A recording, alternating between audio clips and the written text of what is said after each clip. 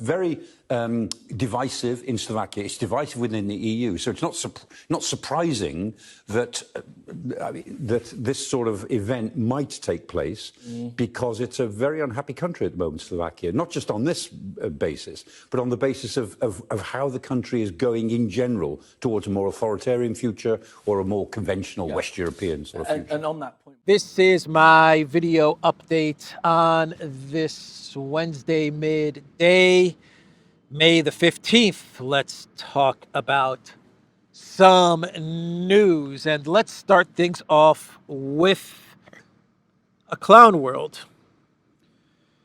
Maybe the clown world of the year, and it has to do with Blinken's trip to Ukraine. And let's pick things up at Blinken's press conference that he gave after his meetings with Zelensky and Prime Minister, my precious Shmyhal and Yermak and all of these guys. So Blinken was speaking to the media, and he said some very interesting things, though nothing unexpected, but still interesting. Blinken said that the next couple of months for Ukraine will be very difficult. He said that the coming months will require a lot from Ukraine.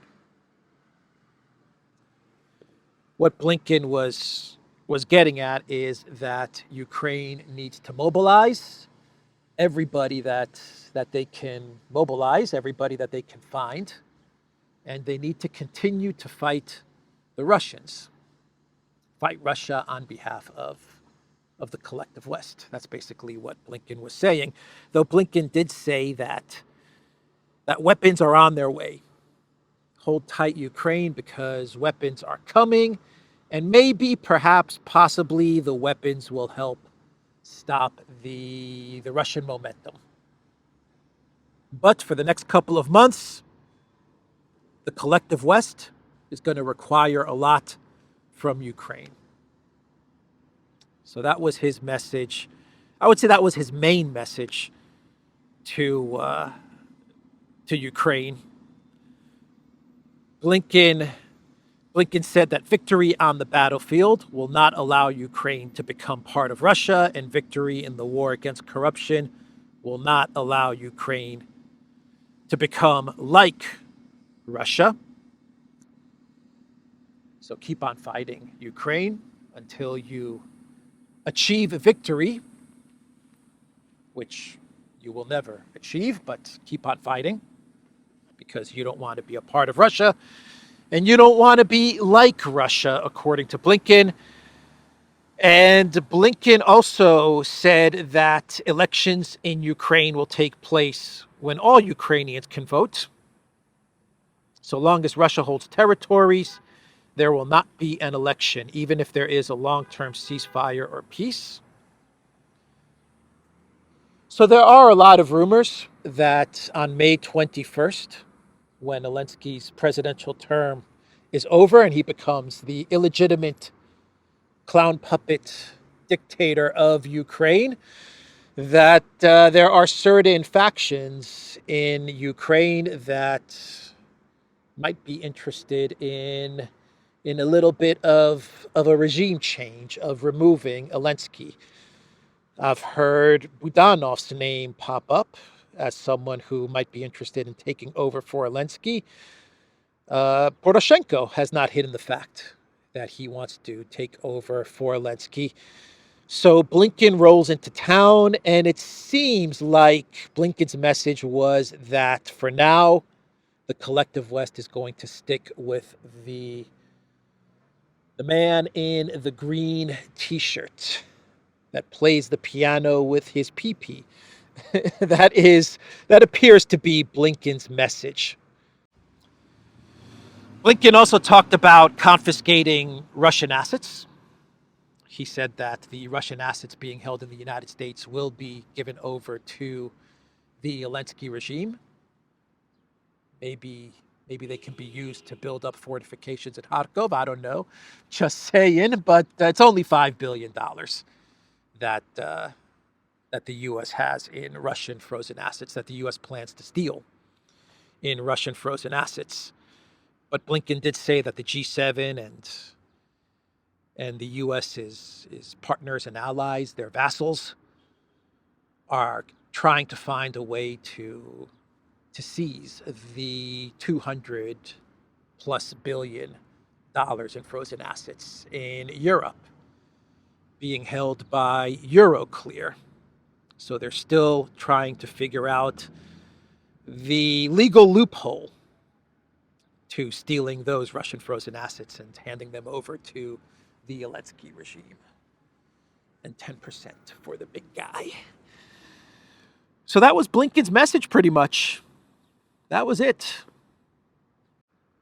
And then after the press conference, Blinken went to meet Kalua Kuleba and have a pizza.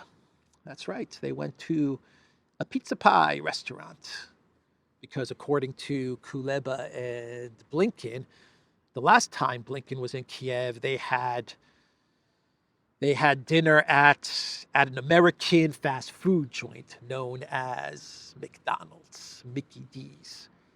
And Kuleba, this time around, he wanted to take Blinken to an authentic Ukrainian restaurant. And what is more authentic Ukrainian cuisine than pizza, right?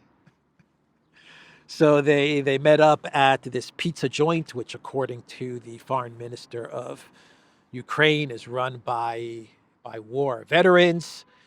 And they sat down and ate some pizza. And Blinken said that the pizza was very good. He highly recommends the pizza at this restaurant. And after the pizza,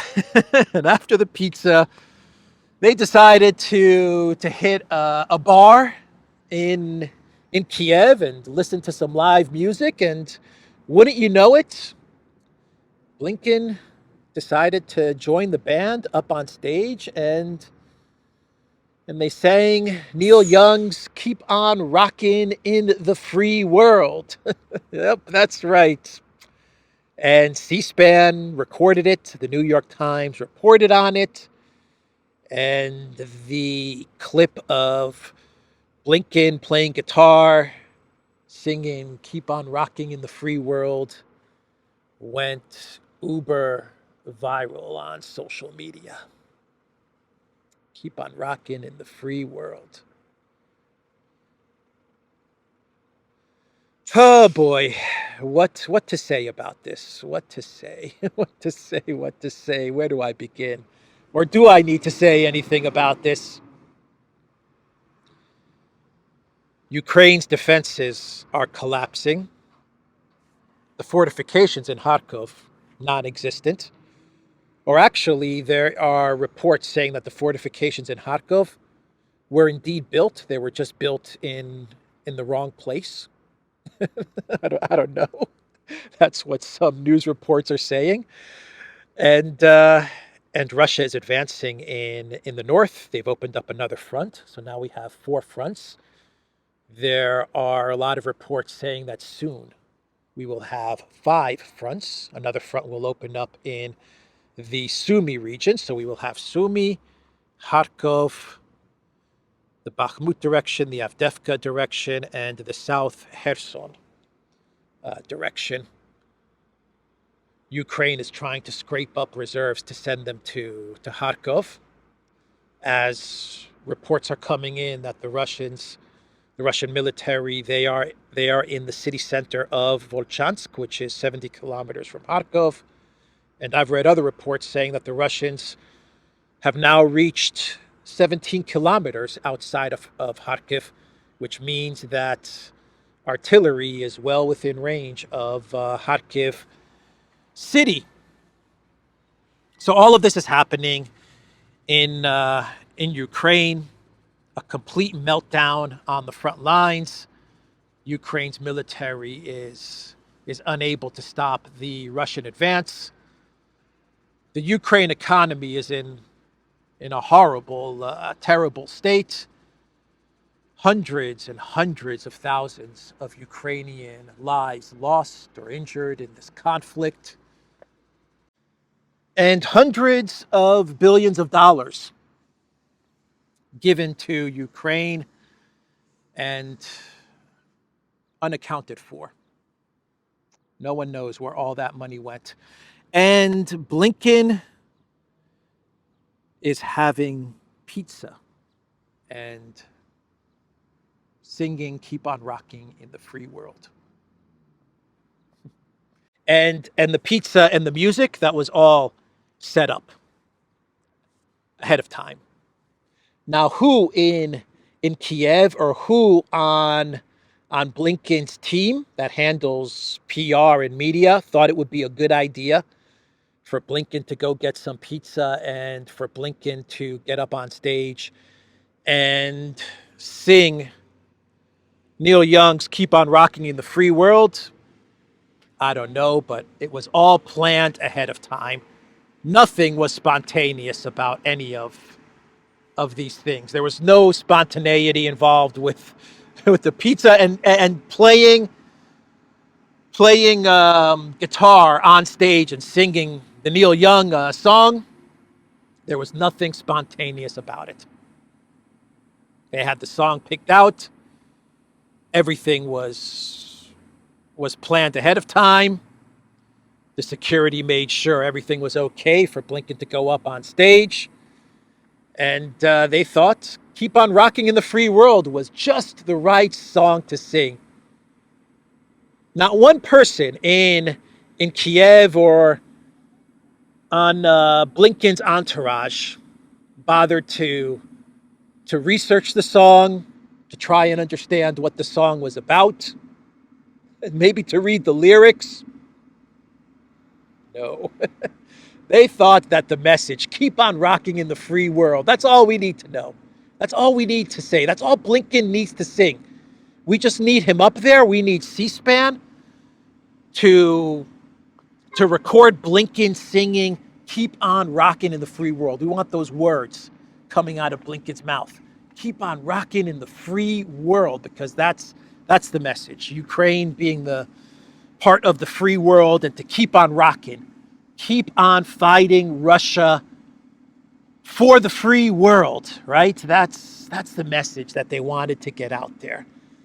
Keep on fighting Russia for the free world. So I recommend that everyone research Neil Young's song, "Keep on Rocking in the Free World." Read the lyrics. A song that was written at the time of Papa Bush's presidency, and highly critical of Papa Bush. Talks about all the money and all the wars being fought abroad while there are homeless people back home, while there are kids who will never get to go to school, never get to fall in love, never get to be cool. And yet this is the song that they chose to have Blinken sing. You cannot make this stuff up. And so the comments on Telegram and Twitter, well, amazing comments underneath the various videos of Blinken on stage. I think the most common comment was a reference to Nero fiddling while Rome burns. I think that was the most common comment that you saw underneath the various videos of Blinken rocking out. Some people were commenting that perhaps a more appropriate song would be "Fortunate Son." A lot of people were saying, "Where's Bono?" Where's Bono? Exactly, yeah. Where is Bono? That would have been something if Bono decided to join Blinken up on stage and also sing Keep on Rocking in the Free World. And of course, a lot of comments made the correct point that this is horrific. What a horrific message to send to the Ukrainian people. What a horrific message to send to the entire world, to the United States, to the collective West. What a horrific message. What a horrific display. What should Blinken have done? Here's what Blinken should have done. He should have had his little press conference. He made the statements that he made, fine. No surprise in what he said. Completely expected that Blinken would say stuff like that during the press conference. For as long as it takes, and weapons are coming, and keep on fighting the Russians, and we're going to steal Russia's assets, and we're going to give you the 300 billion in frozen assets, and all of these things that he said, fine. And that should have been it. That should have been it. A meeting with Kuleba at the foreign ministry, a professional, proper meeting with Kuleba, a somber, serious meeting with Kuleba, and then a dinner back at the U.S. Embassy in Kiev.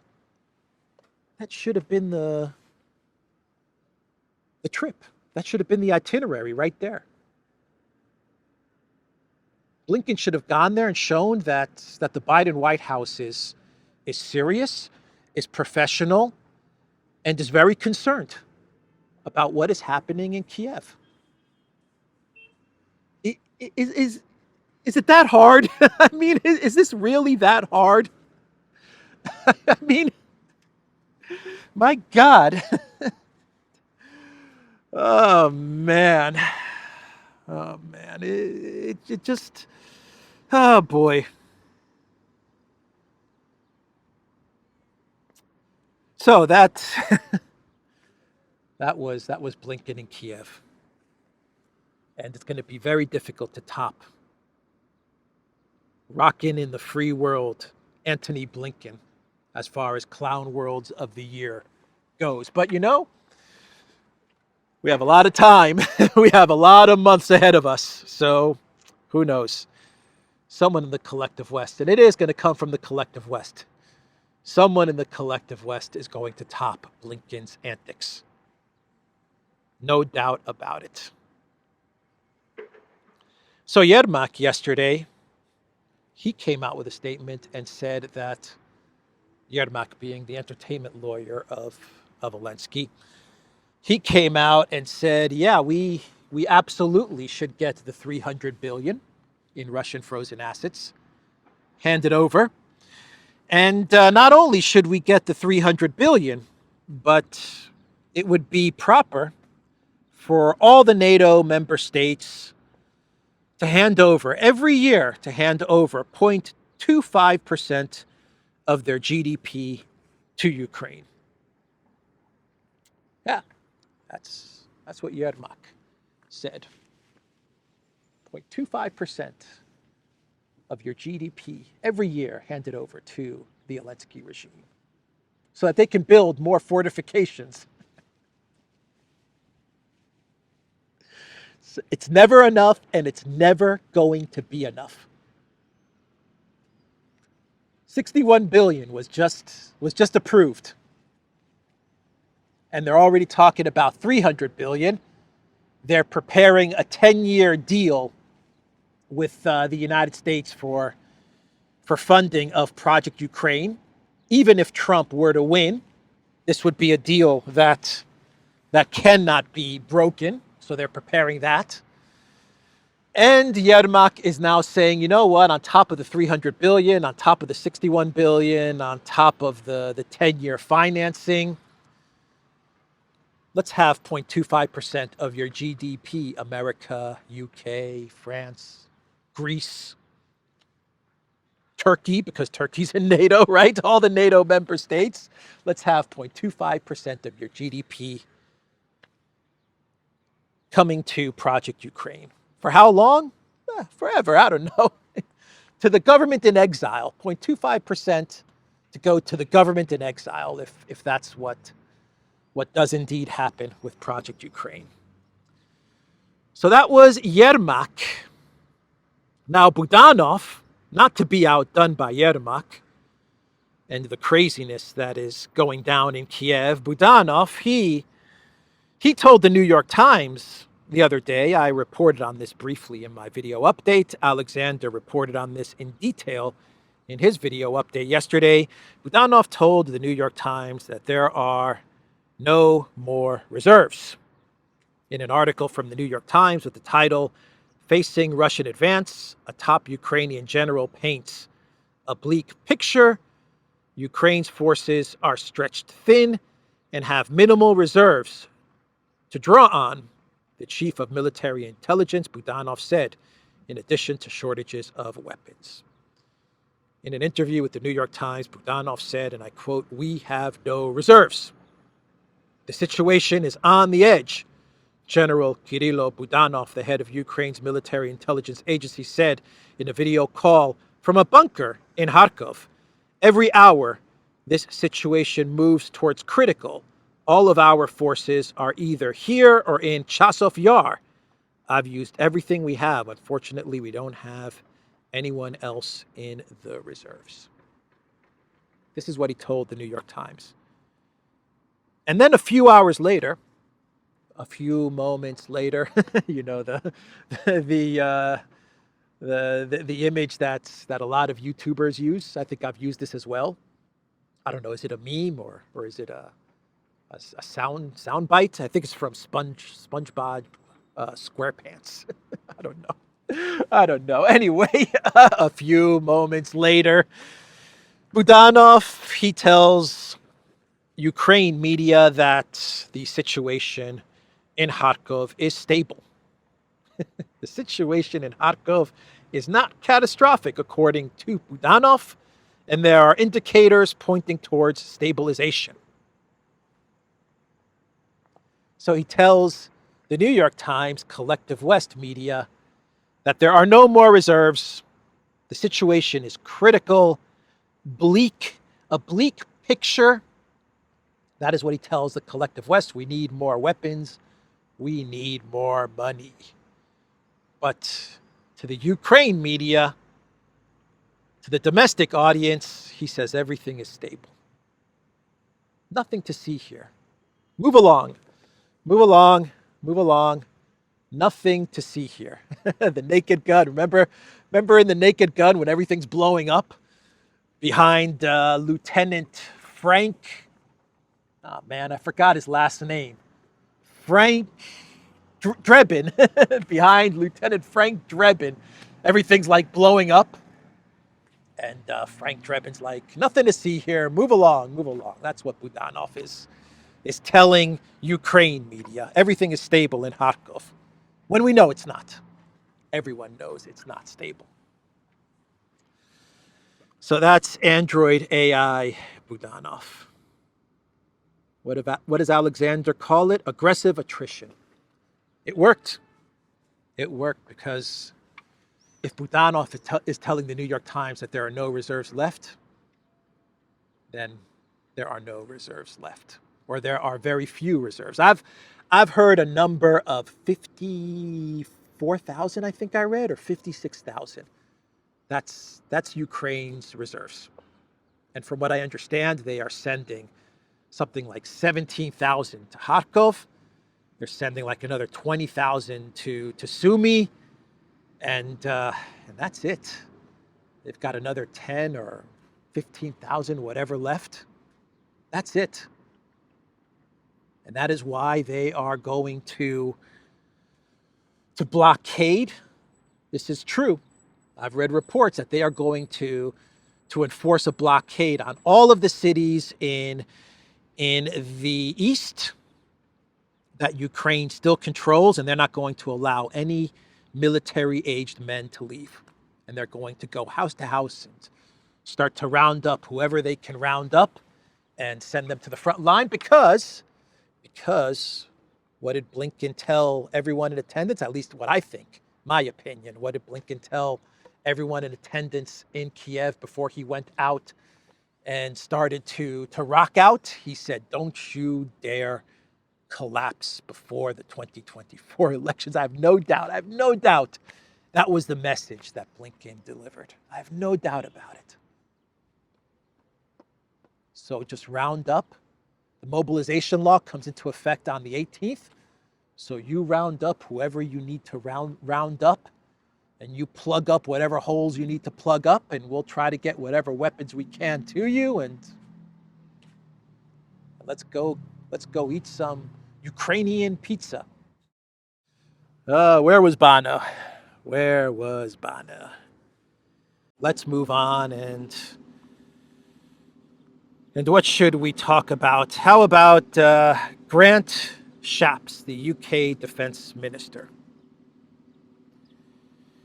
He said while he was at an event, I believe speaking to the Royal, I want to say the Royal Navy. I'm not quite sure at which event he said this, but he was asked about the weapons that the UK has supplied to Ukraine. And Shapps, the defense secretary, said, we have provided munitions for weapons to be used in the territory of Ukraine, including Crimea. He refused to reveal further details about the exact agreements reached by London and Kiev, saying he would not go beyond that and talking about tactics. So basically what Shapps said is that for the UK, they consider Crimea to be part of Ukraine, and therefore whatever weapons, Storm Shadow missiles, they've handed over to the Ukraine regime, they can be used to hit Crimea, which is Russian territory. And Russia has given a warning to the UK and to France that if they attack Russian territory with UK or French weapons, then Russia will retaliate against the UK, specifically to the UK, that they will retaliate against the UK inside Ukraine or outside of Ukraine. Now, Crimea. Crimea is for the UK. They consider Crimea a part of Ukraine, so they consider the Russian warnings to not encompass Crimea. So what is going to happen when Storm Shadow missiles are going to be used, and they have been used in the past, they have been used to hit Crimea and to specifically go after the Kerch Bridge? What does Russia do? Does Russia's warning to the UK ambassador hold? Or has Russia also considered Crimea to be a type of gray area with regards to the warnings that they gave to the UK ambassador? I don't know. So Shapps also gave an interview to Times Radio, and he was asked about an agreement, a ceasefire between Moscow and Kiev, and Shapps answered, no ceasefire. The UK will not support a ceasefire, an agreement between Moscow and Kiev. He further elaborated that the UK sees no sense at all in persuading or strong-arming Ukraine into accepting any peace conditions and giving up some of their territory. So for the UK, they will not support any type of an agreement or ceasefire between Ukraine and Russia. In much the same way that Boris Johnson, when we had a ceasefire in 2022, Boris Johnson and the UK, they sabotaged that ceasefire. So if there is a possibility for an agreement, the UK is saying that they will sabotage any future agreements as well. Let's see, Zelensky called Macron, and they talked the other day. Macron said that France is going to give more weapons to Ukraine because Russia must not win. So France is doubling and tripling and quadrupling down on Project Ukraine. And the European Union, they said that they are now close to shifting into war economy mode. This is what one of the EU commissioners, the Commissioner for the Internal Market, Terry Brenton, said the other day as he was visiting weapons manufacturers in the EU. He said that the EU is on track to producing 2 million shells per year for Ukraine, and that the EU has moved into a war economy, at least in terms of shell production. Now the challenge is for us to move into a war economy in all segments of the European defense industry, the commissioner added. And you know what's needed to support a war economy, right? Money, bonds, taxes. That's what's needed to support an EU war economy. So we had some breaking news this morning, which says that Czech President Pavel, in an interview with Sky News, is saying that negotiations in Ukraine must get started for a post-war structure. Quote, "It is necessary to stop the war and start discussing the future structure," Pavel said. Pavel noted that it is naive to assume that Kiev will be able to regain the territories liberated by the Russian Federation. It would be naive to think that Kiev would be able to take back those territories, according to a war hawk, Pavel, the president of the Czech Republic. Interesting change of opinion from Pavel, huh? Now that Ukraine is losing bad and collapsing, and everyone can see that it's losing bad and collapsing, Pavel is saying, you know, maybe it's time to negotiate. All right, well, that's Pavel. Let's now talk about what is happening in Georgia, because we had the law pass for the foreign agents. That law has now passed. The president of Georgia, Salome Zurabichvili, the French-born president of Georgia, she is saying that she will veto this law. When she vetoes this law, it will then be passed by the parliament. I think that's the way it goes.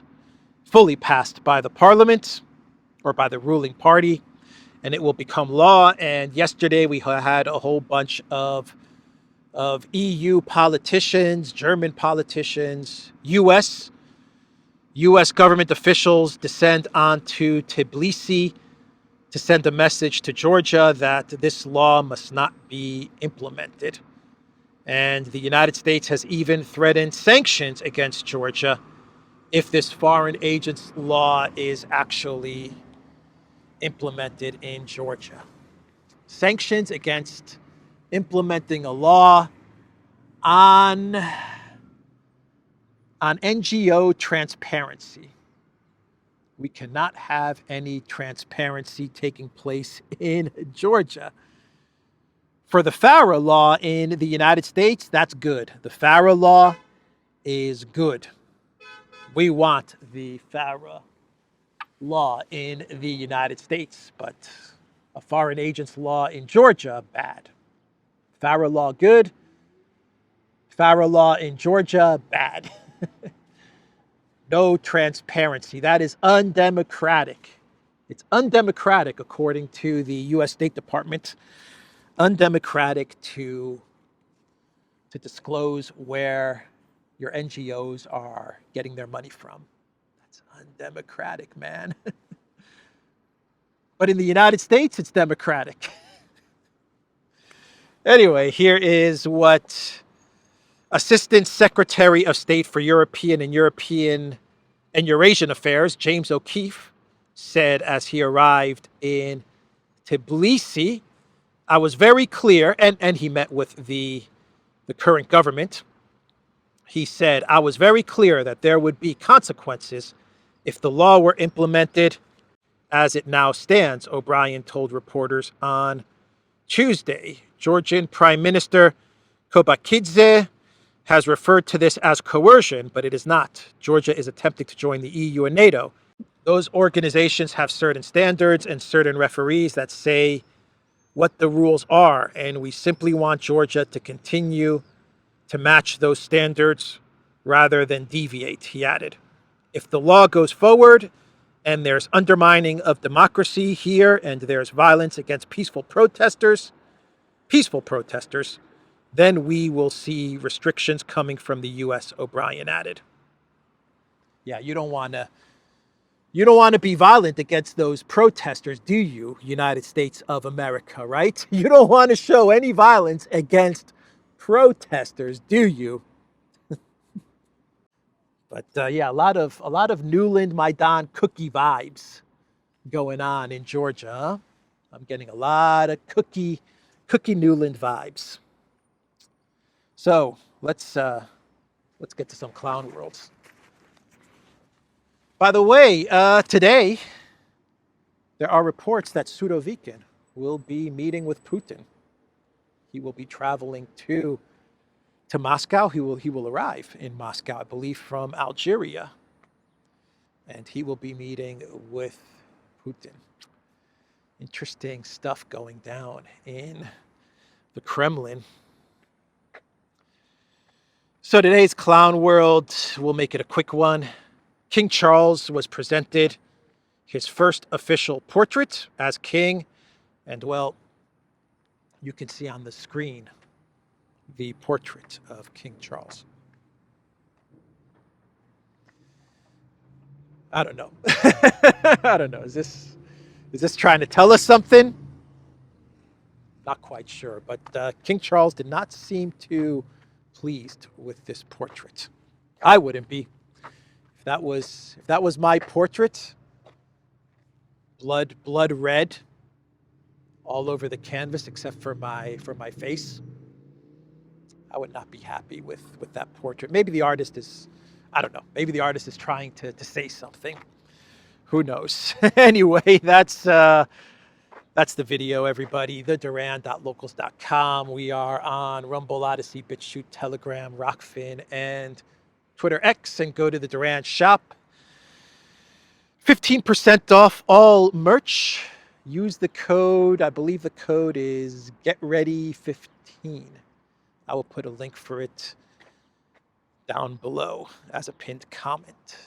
Take care.